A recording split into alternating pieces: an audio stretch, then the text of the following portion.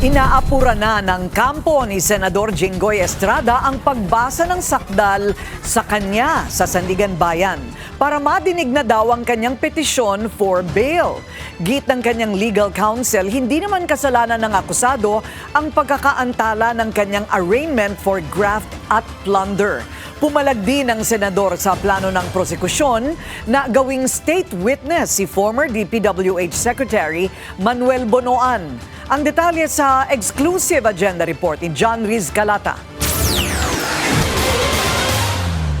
Nanindigan si Senador Jinggoy Estrada na dapat alisin si former DPWH Secretary Manuel Bonoan bilang kapwa-akusado niya sa kasong graft at plunder.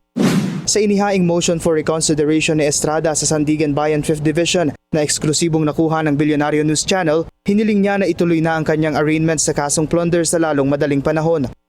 Inihirit din ng kampo ni Estrada na bawiin ang naging desisyon ng korte noong August 11 na muling kanselahin ang kanyang arraignment at iurong ito sa September 17. Nakasaad sa motion na ang pagkakaantalang ito ay direktang nakakaapekto sa karapatan ng senador na makahiling ng provisional release o bail. Ayon sa depensa, hindi maaaring magsimula ang anumang bail hearing hanggat hindi pa naa-arraign ang akusado. Hindi ito ang unang pagkakataon na naurong ang arraignment ni Estrada mula sa original schedule noong June 4 na ilipat ito sa June 30, July 28 at August 13 dahil sa iba't ibang motion, kabilang ang hiling ng prosekusyon na amyendahan ang mga impormasyon sa kaso.